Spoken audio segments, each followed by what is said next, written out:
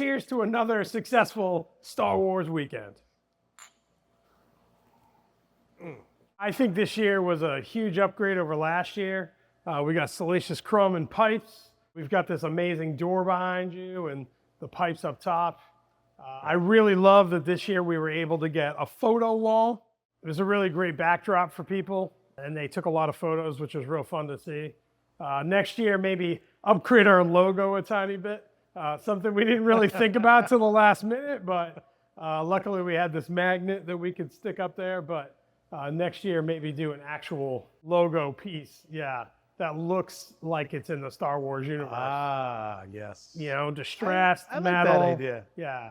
What's another project, right? That's right. I'll make it, and then it'll look incredibly distressed and rough hewn. Maybe a little illumination. Who knows? Who knows? A little illumination would be nice. Yeah, no, I thought this year went really well. I love that. I think so too. I love that as I'm working the bar, making food, I look up and you're wearing your droid mechanic uniform and walking around and talking to people, and people are asking you questions about the droids. Is that the best part of doing this for you? You know, I'm not gonna lie, months and months of hard work is super fun. I enjoy doing that, but I really don't expect much out of this except for people just enjoying themselves and being like, whoa, I wasn't expecting this. This is wicked cool. And I saw that. I saw it in kids. I saw it in people our age. I saw it in older people. And I thought that was pretty awesome. That is one of the best things for me for like Star Wars. It's now really Star Wars month. Let's be realistic. So sort of Star Wars weekend launches Star Wars month. And this stuff's been in here for about a month. But it's great to see people. You get adults who geek out about it. You get kids. You get adults with their kids, which is really great. Especially since there's a lot of adults who bring children to breweries. It's really nice to have something like this. The hardest part for me is, we crafted the brewery trying to be broadly sci-fi, and I love all the sci-fi. So it's almost like I want to figure out a really amazing weekend to celebrate Star Trek and Blade Runner and Aliens and whatever. I think we'll get there someday. I think so. It'd be one weekend at a time. Yeah, one weekend a month would be pretty great. I don't know if I can come up with 12 important dates in the sci-fi world. We got to find maybe some other builders too. I would love to build everything, but there's no way. There's a lot to build and a lot of, then you think about where you store it. Right. I know it's a tremendous amount of work. I went over to your apartment and helped you get Han Solo out of the second floor, so I know it's a ton of work. That was a fun ride. It was a fun ride. I know it's a ton of work to do all this. Yeah, what we need is a Star Trek geek who can also build stuff, and then just start stacking geeks so we can do more weeks like this. But yeah, I see these Instagram videos where people have these huge 3D printers and they print like whole pieces of furniture, but that's not what this is, right? You have regular size 3D printers. I have regular, yeah. Yeah. The biggest printer I have is 420 millimeters by 420 millimeters by 490 millimeters. So a guy like C3PO, like how many pieces are we talking? Pieces. His chest, just his chest part, not even including the shoulders, is 1, 2, 3, 4, and then the circle is a fifth. So it's split into quadrants. Right. And so I couldn't even tell you how long it took, but it took an extremely long time. He was probably like 100 or so pieces. Wow. For C3PO. And then everything has to be kind of sealed together, painted. You can't really tell where the joints are, but yeah, sealed together, painted, finished. It's super glued. Sometimes they use Weldon 45, which is a 2-part epoxy for metals, aluminum, plastic, the plastic. You can use it for wood with the plastic. It's so many different things you can use it for, but it grabs and it will hold a piece strong almost to like 80% in like 10 minutes. Wow. Yeah. Where it says, 100% is like 24 hours, but when you're already at 80, like what's the extra 20? Right. Like, you know what I mean? So that works. If super glue is not there, I use that. And then I do like a wood putty, and then I do like a spray filler, which is a sandable filler. And it works awesome. You just have to do multiple coats, and then eventually when you think it's good enough, you just slap on your color. Nice. And you're ready to go. Nice. So then you can't, because that's the most amazing thing to me is I know this guy is 120 pieces or whatever, you can't really see a lot of where the pieces go together, which is awesome. And then occasionally I just get a little bit of like the 3D printer texture. Yep. And I actually think it fits the whole vibe anyway. You can see the layers, and if it's in the if they're all in the same direction, right, it seems like a metal brush. Yeah, look, yeah. Maybe that's not what he's supposed to be, but it doesn't look bad. It gives it like a futuristic look, though, it doesn't look bad. Having been 3D printed. Yeah. And this one was made 3 years ago, so even from this to this, which is the newest one, right? If you look closer, you can see that it's definitely a lot smoother than that one. Yeah. So I've gained skills and experience with just keep plugging away. And yeah, I mean this looks metallic for sure, and you're right. You don't see any of the kind of 3D printer after effects. The layers and stuff like that. Yeah, I love that the light switch is in the door. That always cracks me up. Yeah, there's supposed to be something else in there, but yeah, I utilized it for that because I was like, you know what? It's just nobody wants to reach inside of something or take the head off just to shut it off. Right. So No. I just think it's cool because it's like kind of in world. You know what I mean? Yeah. It's like you could just put like a knob on his back. Yeah. And have then it turn would be it out of on. place. Or I could have done made this a knob and go. Oh yeah, he could have done that. So yeah, I just think that's really cool. Like kind of a little detail that's like, oh, the switch is actually where a switch would be, which is pretty cool. And then the goal eventually, I know the head will move eventually, right? It moves on its own. On its own, yeah. And better lights and sounds and stuff. That's your goal. That's my goal. Yeah. And when we were putting them together, I noticed there's gears and stuff in here, right? There is gears, yes. Yeah. There's gears, a big gear in his head for spinning. And then there's spaces in here for putting other parts.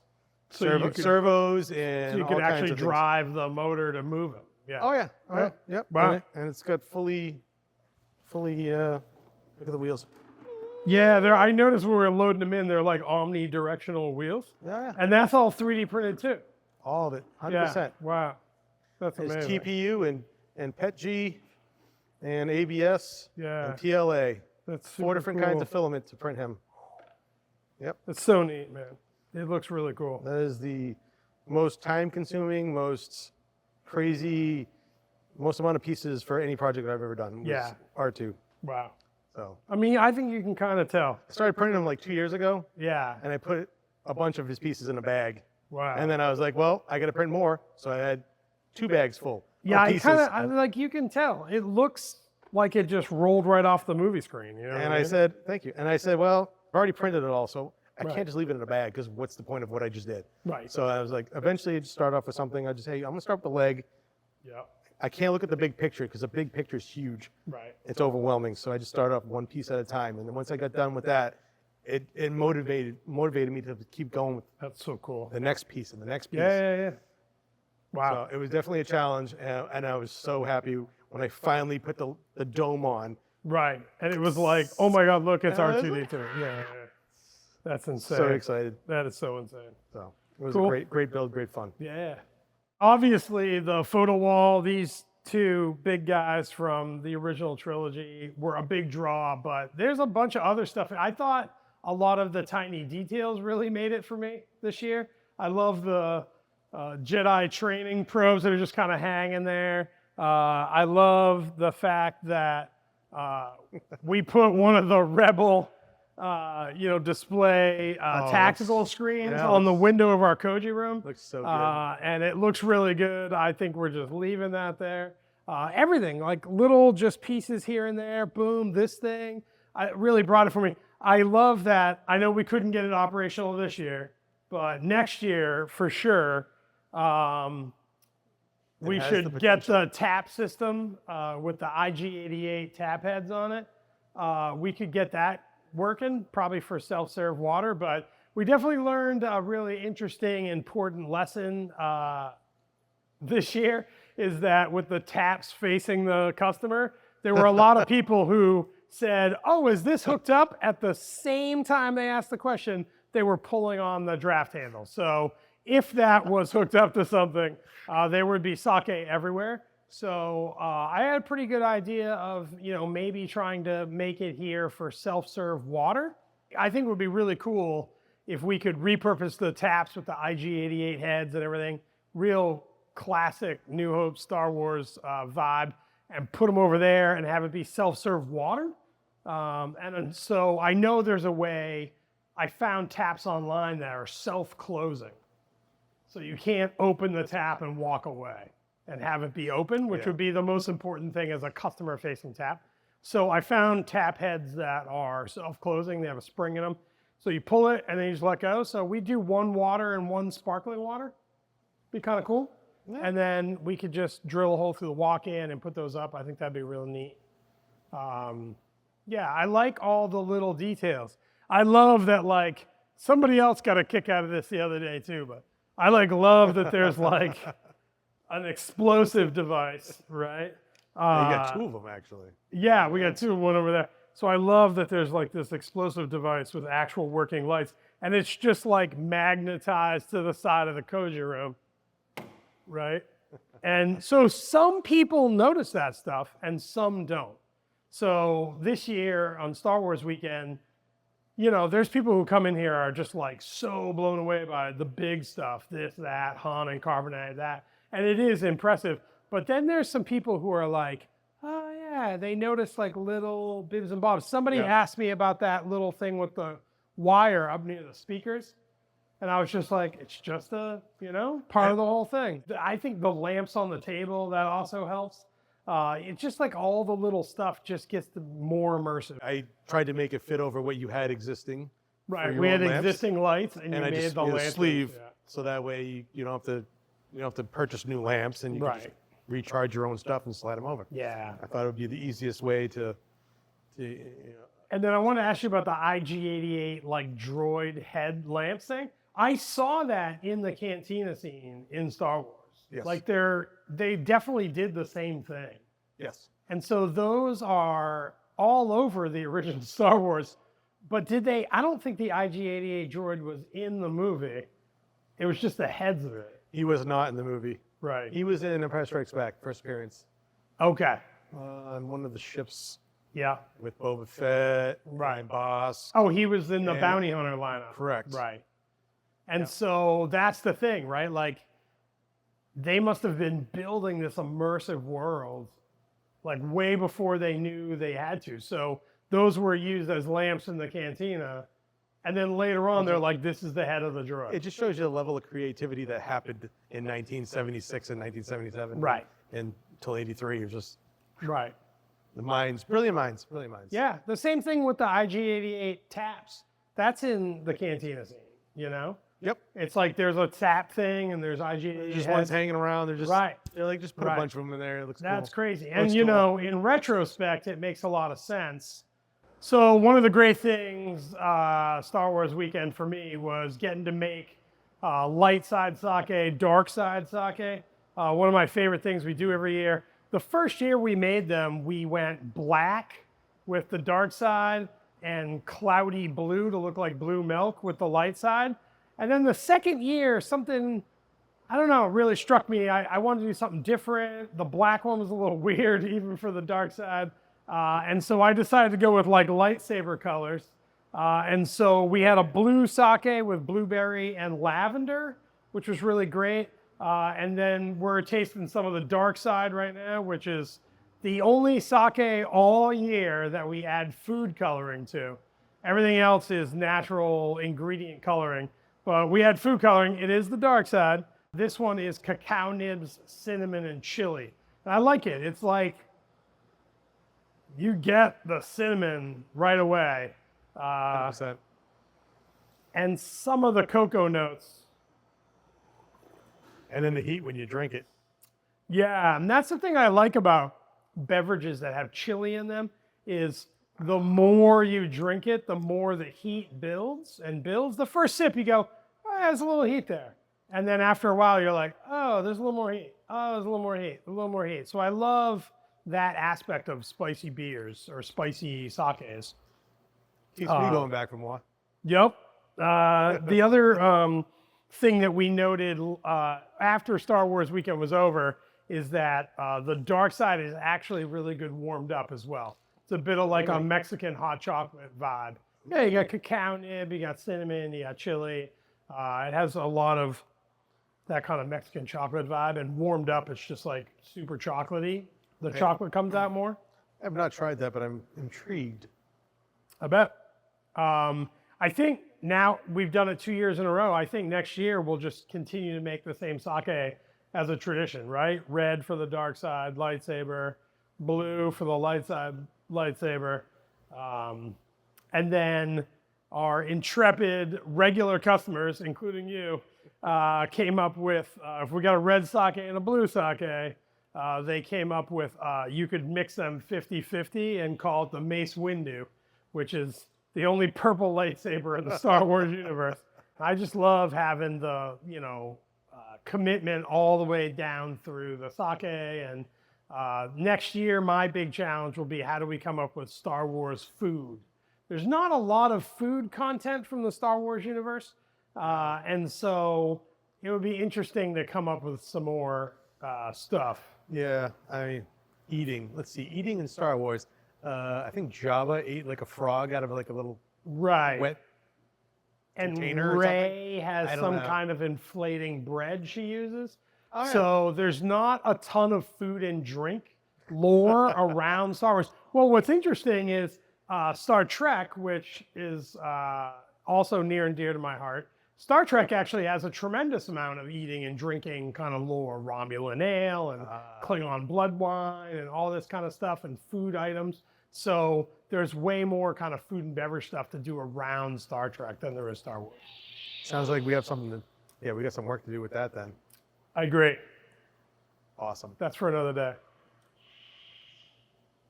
And I'll tell you, so the thing that I think no one knew, because I talked to a lot of people about it, nobody really realized that this is foam. Like, I know I helped you install it. It doesn't weigh anything. It's 6 foot by 6 foot, and it probably weighs like 8 pounds. Right. So it doesn't really weigh that much, but it's the distressing and the painting and stuff that makes it look not like foam. But I talked to a bunch of people about it, and almost no one realized it was foam.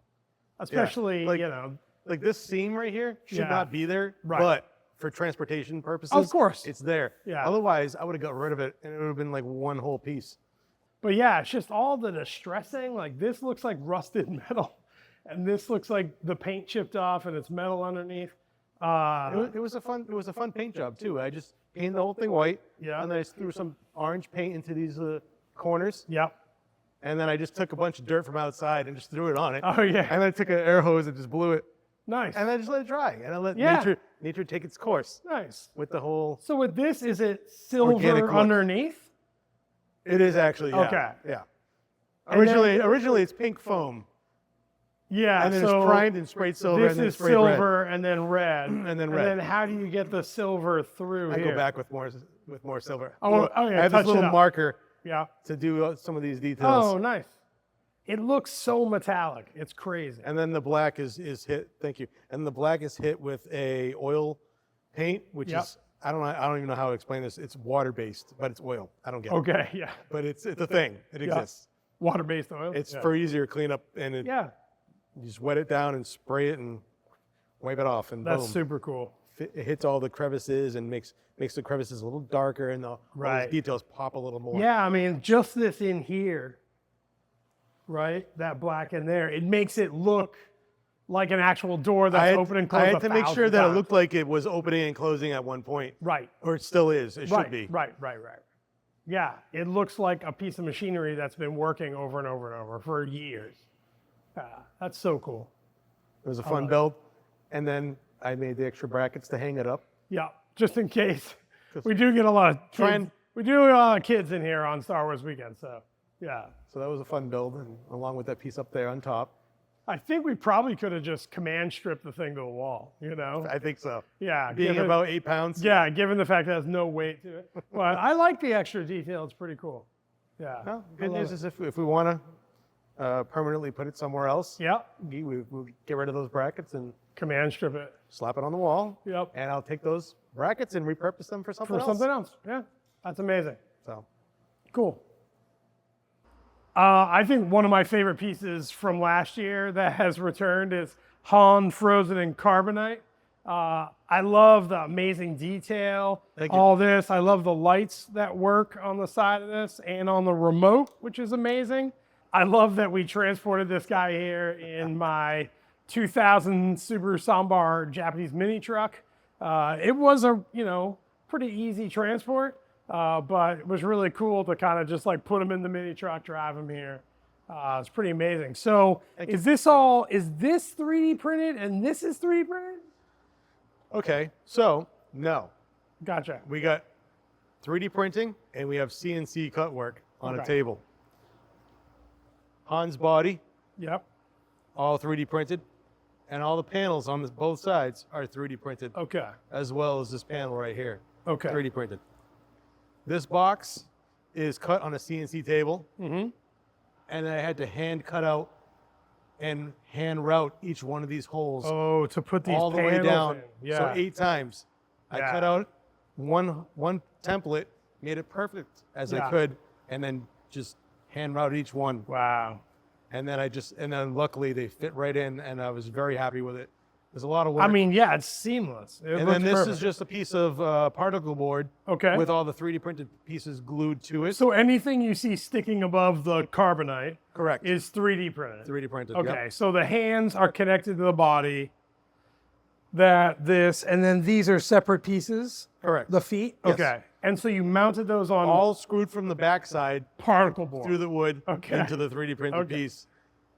And then I primed the whole thing, Yep. and I poured glue on it.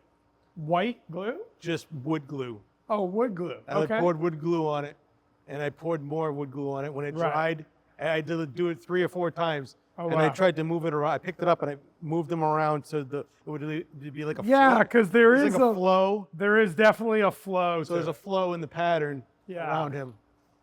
And then after that was finally, in my opinion, good enough, I painted the whole thing black, and Yeah. then I painted the whole thing silver.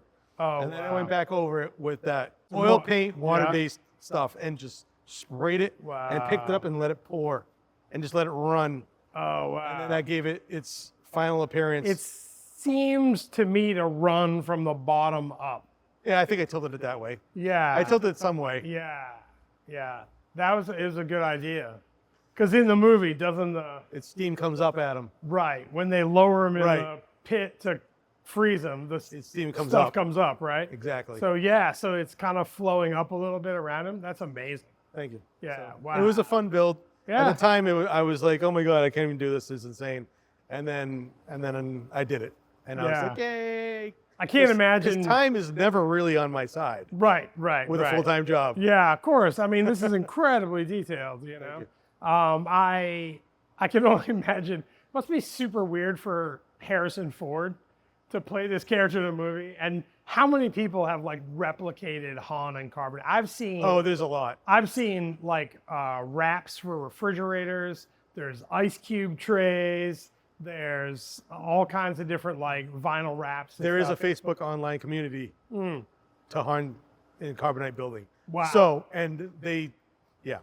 What a And I joined it weird, late in the right? game, so there's Yeah. already like all these people that have already done it so many times. What a super weird thing for an actor to be like, people are just recreating my face, rebuilding my face over and over and over.